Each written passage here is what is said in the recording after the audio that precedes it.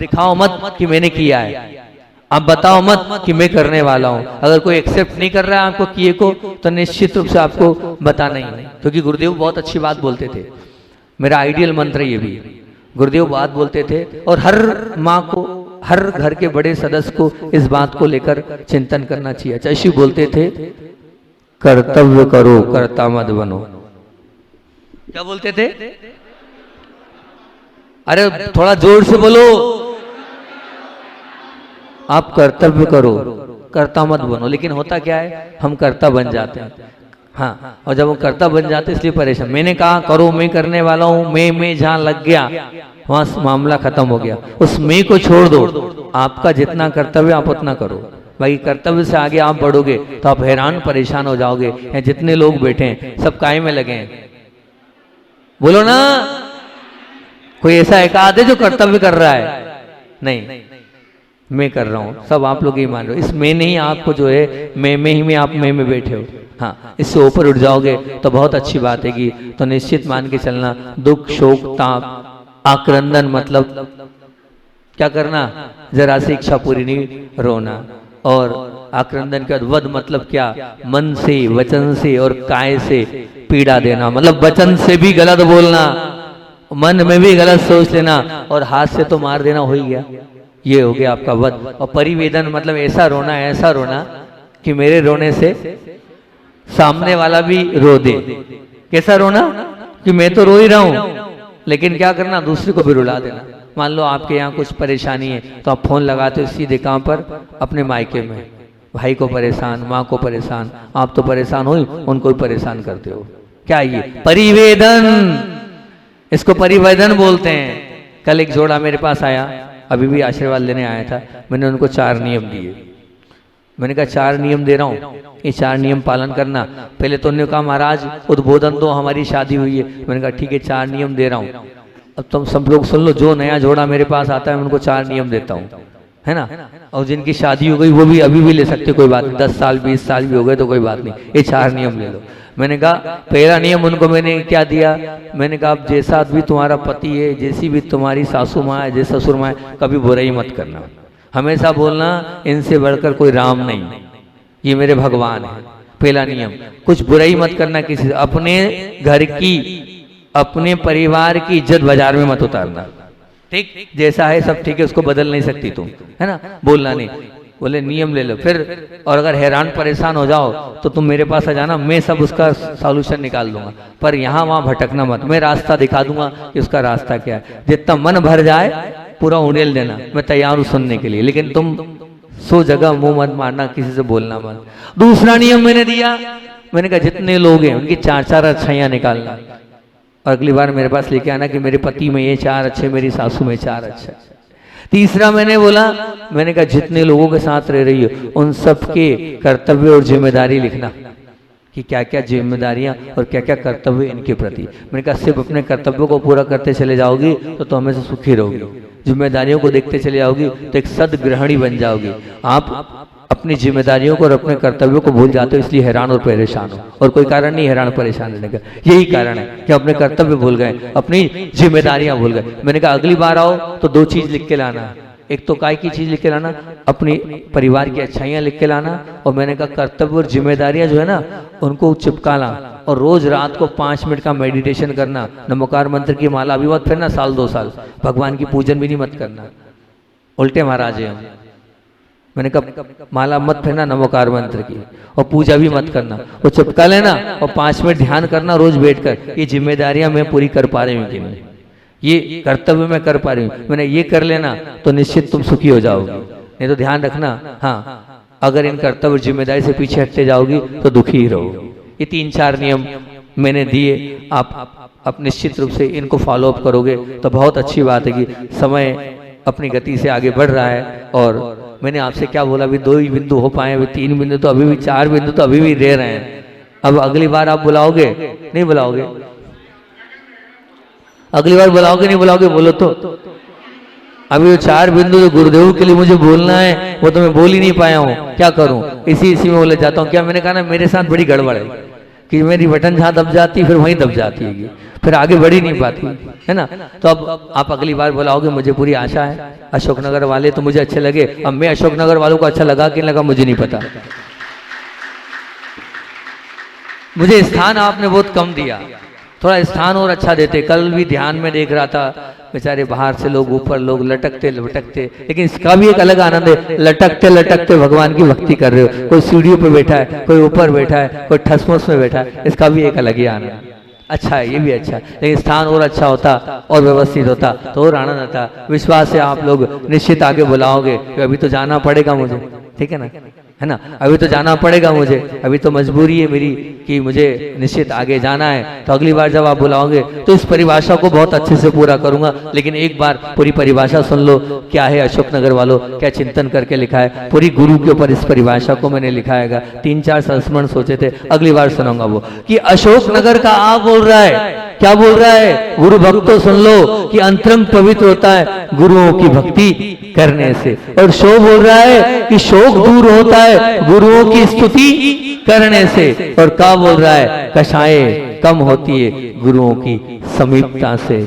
और ना बोल रहा है नकारात्मकता दूर होती है गुरुओं की निकटता से। और गा बोल रहा है गलतियां दूर होती है गुरुओं की पवित्रता से। और रा बोल रहा है रक्षा सुरक्षा होती है गुरुओं की श्रद्धा से। आप निश्चित रूप से अपनी श्रद्धा को बनाए रखेंगे गुरु चरणों में तो आपका जीवन पवित्र और पावन होता चला जाएगा। समय तो हो गया, इतने ही रखते हैं। जो पाता सो भाता नहीं,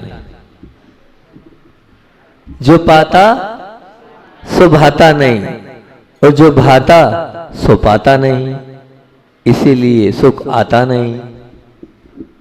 सुख क्यों नहीं आ रहा है? सुख इसीलिए आ रहा है कि जो है वो अच्छा नहीं लगता, और जो नहीं है वो आता नहीं है ना। जो सुने ना, हम क्या बोला कि जो पाता सो भाता नहीं, और जो भाता सो पाता नहीं, इसलिए व्यक्ति के जीवन में सुख आता नहीं। सुख इसीलिए नहीं आ रहा है, उसका कारण यही है, और कोई कारण नहीं है कि हमारे पास जो है हम संतुष्ट नहीं है। कोई भी व्यक्ति ये नहीं कहता कि हाँ मैं बहुत खुश हूँ, मुझे जितना मिला है वो सच में उसमें बहुत कुछ मिला है, इतना तो किसी को नहीं मिला है, और इसके माध्यम से मैं अपने जीवन को बहुत अच्छे से जी रहा हूँ। कोई ऐसा है जो जितना मिला है उससे वो संतुष्ट है? कोई भी नहीं है। और की दौड़ में और की चाह में वो अपने वर्तमान को भी समाप्त कर रहा है, वो अपने भविष्य को भी बिगाड़ रहा है, और ले दे के थोड़ा बहुत जो भूत का था उसको याद कर करके और अपने वर्तमान को समाप्त कर रहा है। ये था, ये चला गया। अगर था और चला गया उसमें भी विकल्प है, और है उसमें भी विकल्प है, और जो नहीं है उसमें भी विकल्प है। कैसी विडंबना है, जो था चला गया उसमें भी अंतरंग से परेशान है वो, और जो नहीं है उसके लिए परेशान है वो, और जो है उससे संतुष्ट नहीं है वो। कैसे हम अपनी इस मानव पर्याय की सार्थकता को करेंगे? हैं? अगर सच में सुखी होना है तो जितना मिल रहा है ना बस उसमें संतुष्ट हो जाओ। जो सचमुच में अपने आप को जो प्राप्त को पर्याप्त मानता है वही सुखी होता है। जो प्राप्त को पर्याप्त मानता है वही अपने जीवन में सुखी उस गंगा में अवगाहन कर सकता है, नहीं तो असंतुष्ट ही रहेगा। और पूज्य गुरुदेव हमेशा बोलते थे कि हमेशा कंपैरिजन करो और हमेशा कंपटीशन भी करो। मैं मना नहीं कर रहा हूं कंपैरिजन करने का, गुरुदेव ने कभी ऐसा नहीं बोला कि कंपैरिजन मत करो, पर कंपैरिजन किससे करो? जो मेरे से छोटे लोग हैं उनसे कंपैरिजन करो। उनके पास तो देखो कुछ नहीं है, मेरे पास तो इतना है। बोले सुख अपने आप आएगा, सुख को लाना नहीं पड़ेगा। सुख हमारे अंदर है, बस कंपैरिजन की क्वालिटी, कंपैरिजन का तरीका बदल जाए। अगर ये तरीका हमारे जीवन में आ जाएगा तो सुख हमारे अंदर से फूट के बाहर निकलेगा। हम अपने आप से खुश होंगे, अरे भगवान देखो तो सही, मेरे पास तो गाड़ी भी है, उसके पास तो गाड़ी भी नहीं है। मेरे पास तो 10 जोड़ कपड़े हैं, उसके पास तो 1 जोड़ कपड़े भी नहीं है। मेरे पास तो गुरु का आशीर्वाद है, वो तो किसी गुरु से भी जुड़ा नहीं। ये एक तरीका है अपने अंदर से सुख निकालने का, कि मेरे पास जो है उसको मैं मान लूं ये है, जो मेरे पास है उसको मैं मान ही रहा हूं, है उसको है मान रहा हूं मैं, जो है ना उसको मैं है मान रहा हूं, जो मेरे पास है उसको मैं है मान रहा हूं, इसलिए मैं दुखी हूं।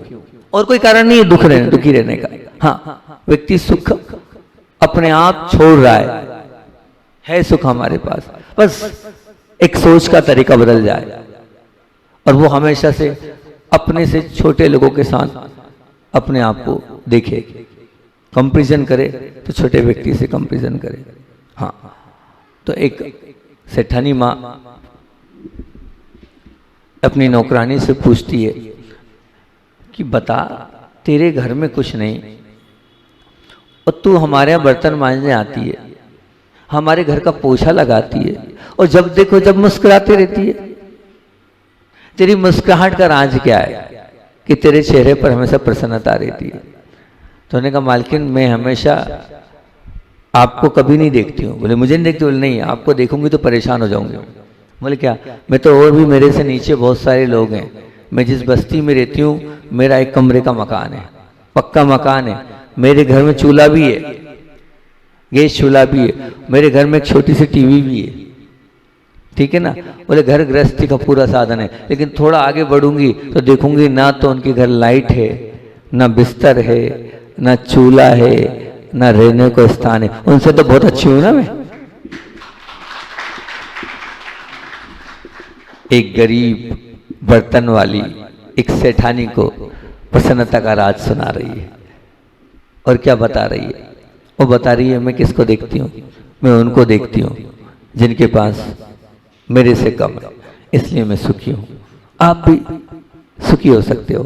कहा ना, जो पाता सो भाता नहीं, और जो भाता सो पाता नहीं, इसलिए व्यक्ति सुखी, सुख उसके पास आता नहीं। हाँ, हम सुख हो सकते हैं, जो है उसको हम भाने लग जाएं, मतलब भाने का समझ लेना, मतलब उसमें हम संतुष्ट रह जाएं, तो अपने आप सुख आता चला जाएगा। सुख कोई बाहर की चीज थोड़ी है, अपने अंदर की, अपनी वस्तु स्थिति है, अपने अंदर की परिस्थिति है। उसी परिस्थिति में हम सुखी भी हो सकते हैं और उसी परिस्थिति में हम दुखी भी हो सकते हैं। परिस्थिति कर्म की देन है, लेकिन मन परिस्थिति हमारा पुरुषार्थ है।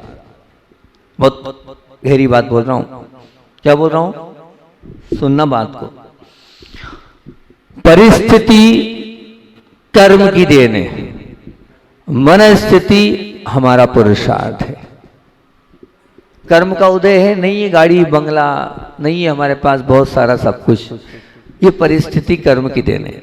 लेकिन उस परिस्थिति से हम अगर मन को समझा लें तो मन स्थिति हम पुरुषार्थ से और अपने परिणामों को निर्भर बनाकर संतुष्टि से उस परिस्थिति में भी हम सुखी रह सकते हैं। ध्यान रखना। हाँ, ऐसा कुछ नहीं है कि हम नहीं खुश रह सकते, रह सकते हैं। रहना चाहे हमारे हाथ में, हम उन सब बातों को लेकर अपने जीवन को अच्छा बना सकते हैं, और अच्छा बनाने की ताकत है हमारे अंदर। तो एक चीज है कि कंपैरिजन, और एक है कंपटीशन। दूसरी बात क्या है? कंपटीशन। अच्छा से कहते कंपटीशन भी करो।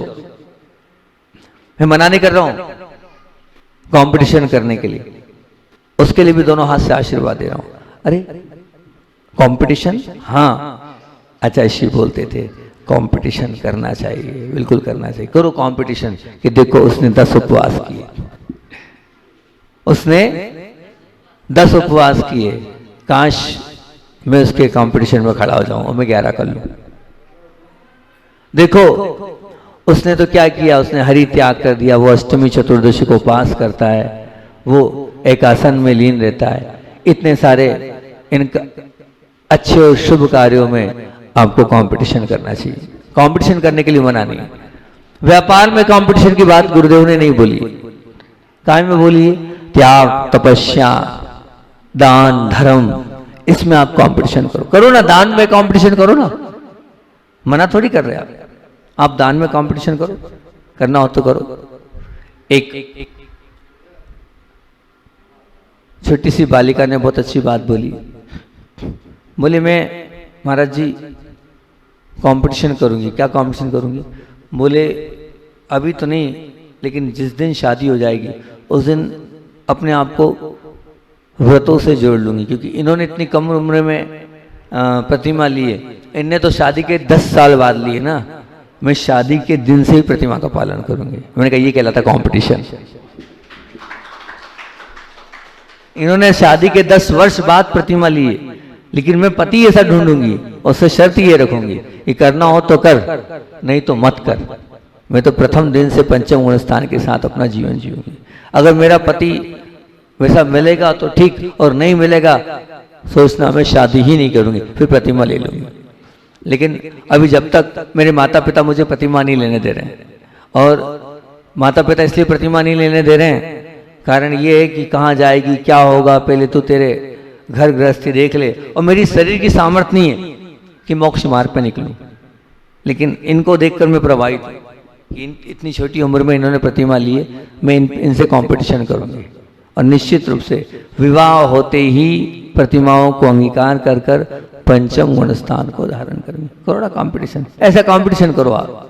इस कंपटीशन से आपका जीवन अच्छा हो जाएगा। हाँ, किया भैया आपने कंपटीशन किया कभी? आज भैया के साथ हम चल रहे थे, मतलब सहज रूप से बात हो गई। ये भाई हमेशा गुरुदेव के चरणों में शुद्ध भोजन बनाने के लिए 10 लक्षण में तो आते ही थे। हमेशा इनको देखता था मैं, तो मैं समझता था, उस समय बोलता नहीं था संग में, मौन रहता था। तो इनके आहार भी होते थे, ऐसा नहीं कि नहीं होते थे। और मुझे ऐसा लगता था कि ये ब्रह्मचारी भैया हैं, और इनकी शादी भी हो गई। मुझे ऐसा लगता था ये भैया जी हैं, और इनकी पत्नी जो है थी, मतलब मैं सोचता इनकी बहन जी है। तो हमने तो भाव बना लिए कि बहन जी है। हम तो चाह रहे हैं कि जल्दी से जल्दी आप अपनी पत्नी में भी माँ और बहन देखो, ये जीवन की सार्थकता हो जाएगी। हाँ, निश्चित। जैनेन्द्र जी बहुत बड़े लेखक हुए हैं, और जैनेन्द्र जी ने बड़ी अच्छी बात लिखी। उन्होंने ये लिखा, भाई उनकी बात में बड़ा दम था। उन्होंने बहुत अच्छी बात लिखी, और मैं भी उस बात को पढ़कर अंदर से गदगद हो गया। बोले, सही मोक्ष मार्गी तो जब बनूंगा जब मैं अपनी पत्नी में अपनी मां का रूप देखूंगा। क्या बात बोली! अपनी पत्नी को जिस दिन मैंने मां बना लिया, उस दिन मैं सच्चा मोक्ष मार्गी बन जाऊंगा। ये सचमुच में त्याग की उत्कृष्ट अवस्था है, और प्रेम क्वालिटी की अवस्था है, कि जिस पत्नी को मां का स्वरूप देना अपने आप में बहुत ऊंची चीज होती है। तो निश्चित मैंने तो वो माना था। आप चाहें तो धीरे धीरे मोक्ष मार्ग में बढ़कर और अपने जीवन को त्याग तपस्या के साथ आगे बढ़ा सकते हैं। हालांकि बहुत कठिन बात बोली हमने, लेकिन जो था सो मैंने बोल दिया, है ना। मुझे लगा ऐसा था तो मैंने बोल दिया कि वो आपकी बहन है। पता चला वो आपकी कौन निकली? पत्नी निकली। तो मैंने तो बहन मान लिया। अब आप धीरे धीरे बहन बनाने का प्रयास कर। पत्नी से भी बोल देना, महाराज जी ने ये बात बोली। निश्चित तो कंपटीशन करना है तो किस में करना है हमें? त्याग तपस्या में, दान में। हाँ, आप पाटनी जी से कंपटीशन करें, पर पाटनी जी की उस वंडर मार्बल से या वो उनके सीमेंट से कंपटीशन नहीं करें, उनके त्याग के साथ कंपटीशन करें। करना है ना कंपटीशन? करो कि जितना त्याग वो करते हैं उतना त्याग मैं कर लूं। हाँ, तो निश्चित रूप से आपका जीवन भी कृतार्थ हो जाएगा, आपका जीवन में मंगलमय और पवित्र हो जाएगा। लेकिन हम नहीं करते हैं, हमारी आदत नहीं है। मैं आपसे आज इतना ही कहना चाह रहा हूं कि हमें कंपैरिजन भी करना है और हमें कंपटीशन भी करना है, निश्चित। लेकिन किन से कंपैरिजन करना है? बोलो ना, कंपैरिजन, कंपैरिजन मतलब तुलना। अच्छा, आप सबसे तेज बोल रहे हो। आज आप ये नियम लेके जाओ कि मैं जब भी देखूंगी तो अपने छोटे लोगों को देखूंगी, ठीक है ना। जब भी दुख आए, जब भी कोई कष्ट आए, जब भी जीवन में पीड़ा हो, जब भी कोई आकुल व्याकुल परिणाम हो, उस समय आप ये देखना कि मेरे से नीचे हुई बहुत सारे लोग हैं जो मेरे से ज्यादा पीड़ा में हैं, मेरे से ज्यादा कष्ट में, मेरे से ज्यादा तकलीफ में। एक भाई ने बोला, बोले कोई कष्ट नहीं तुम्हें, मतलब एक छोटी सी बालिका चश्मे के लिए जिद कर रही थी, मुझे चश्मा चाहिए। क्या चाहिए? चश्मा चाहिए। अब वो जो चश्मा, जिस चश्मे की मांग कर रही थी वो बहुत महंगा था, काफी महंगा चश्मा था। अब मैंने मतलब इतने महंगे चश्मे भी आते तो बड़ी गॉगल्स बोलते हो आप उसको, मतलब हजारों लाखों की कीमत का चश्मा था। आश्चर्य होगा, बहुत आते हैं कितने तक के आते हैं? लाखों में। हाँ, तो कुछ ऐसी मतलब बहुत महंगा चश्मा था वो। अब वो इकलौती लड़की, तो मित्र और पिताजी दोनों बैठे थे और उसने उस चश्मे की मांग करी। गॉगल्स बोला, गॉगल्स बोलते हैं इंग्लिश में उसको, बोले गॉगल्स चाहिए। तो उन्होंने डांट दिया बालिका को। वो बालिका डांट कर, जितना ज्यादा बड़ा व्यक्ति होता है उतनी बड़ी ज्यादा उसकी इच्छाएं होती है। हाँ, निश्चित मान चलना, उतनी ज्यादा उसकी अंदर की भावनाएं होती हैं, मुझे ये चाहिए, मुझे वो चाहिए। हाँ, आपको गाड़ी चाहिए तो 2 लाख 5 लाख की गाड़ी में काम चल जाएगा, लेकिन उसको कितने की चाहिए? 50 लाख की गाड़ी चाहिए। वो उसका स्टैंडर्ड मेंटेन कर रहा है। हाँ, समझना, जो जितना बड़ा व्यक्ति होता है उसको उतना बड़ा स्टैंडर्ड मेंटेन करना होता है, तो उतनी ही बड़ी उसकी इच्छाएं होती है, उतनी बड़ी उसकी भावनाएं होती है, उतनी बड़ी उसके अंतरंग की परिणामों के अंदर की भावनाओं को पूरा करने के चक्कर में वो अपने आप को लगा देता है। तो बस मैं तो इतना ही कह रहा हूँ कि जो पाता सो भाता नहीं, और जो भाता सो पाता नहीं, इसलिए सुख आता नहीं। हम तो सुख चाहते हैं, तो सुख चाहते हैं, तो जो आ जाए वो आप उसको भालो, उसको स्वीकार कर लो, तो आपके जीवन में सुख आता चला जाएगा। और करैया, ये करैया हाट है, नहीं करैया राय है, कंफ्यूज हो जाता हूं मैं। करैया हाट और वो करैया, वो जो नहीं, वे ये करैया राट, वो करैया हाट। तो पिछली बार भी हम यहाँ आए थे, 13 तारीख को आए थे,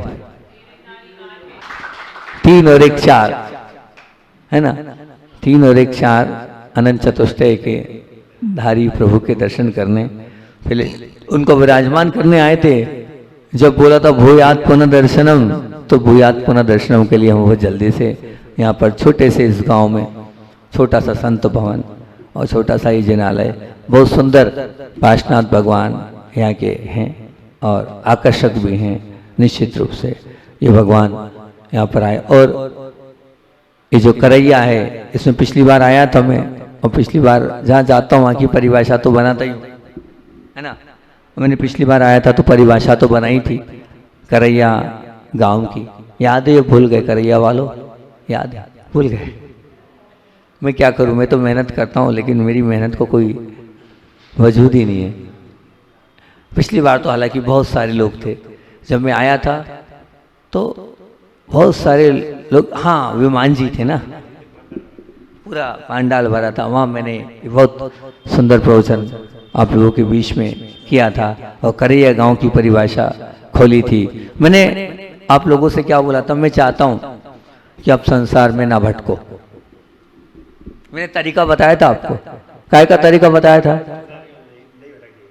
याद है ना, कि आप लोग संसार में ना भटको, और संसार की इस भटकन से निकालने के लिए आप लोगों को मैंने कहा कि आप लोग क्यों संसार में भटक रहे हो, हमें संसार से ऊपर उठना है, और संसार से ऊपर उठने के लिए हमने आपको रास्ता बताया था करैया का। क्या बताया था, कब बोल रहा था, कौन ऐसा है, क्या कारण है हम संसार में भटक रहे हैं?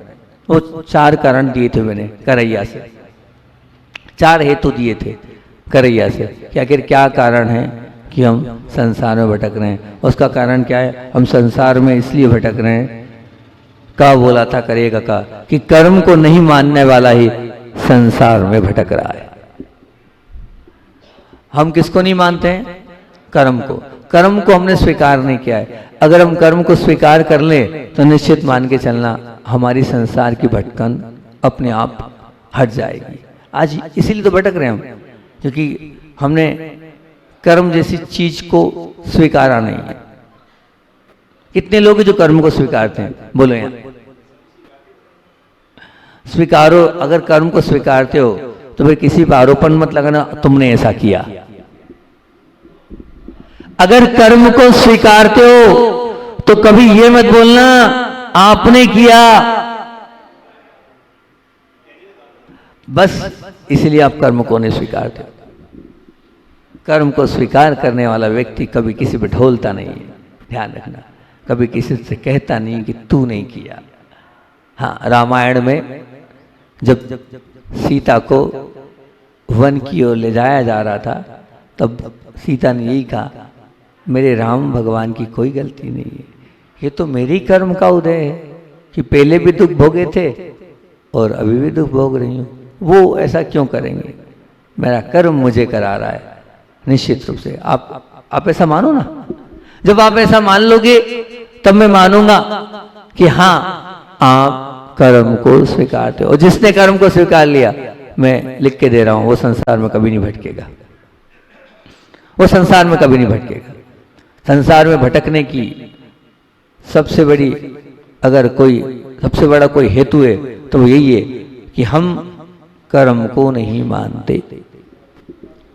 हाँ, जानते हैं तो सब हैं, लेकिन मानते हम नहीं हैं। जानने को कौन मना कर रहा है? आत्मा का स्वभाव जानना और देखना है, लेकिन जो जाना है उसको स्वीकारते कहाँ हैं? जो जाना है उसको स्वीकारते कहाँ हैं? अगर हम उसको स्वीकार कर लेंगे तो निश्चित हम अपने जीवन को ऊंचा और ऊपर उठा लेंगे। ये निश्चित आप मान के चलना। क्या तो क्या बोल रहा है? क्या बोल रहा है कि कर्म को बोलो ना नहीं मानने वाला ही संसार में भटक रहा है। ठीक। और राम बोल रहा है कि राग को नहीं छोड़ने वाला ही संसार में भटक रहा है। हाँ, छोड़ दो भैया। जब तक राग नहीं छोड़ोगे संसार से ऊपर नहीं उठ पाओगे। राग को छोड़ना पड़ेगा। हाँ, अगर वैराग्य है तो फिर राग क्यों? राग है तो फिर वैराग्य नहीं। हाँ, अब समझना, अगर हम परिवार को नहीं छोड़ पा रहे हैं इसका मतलब राग है, इसलिए हम संसार में भटक रहे हैं। तो करैया का राग यही बोल रहा है कि राग को नहीं छोड़ने वाला ही संसार में भटक रहा है। हाँ।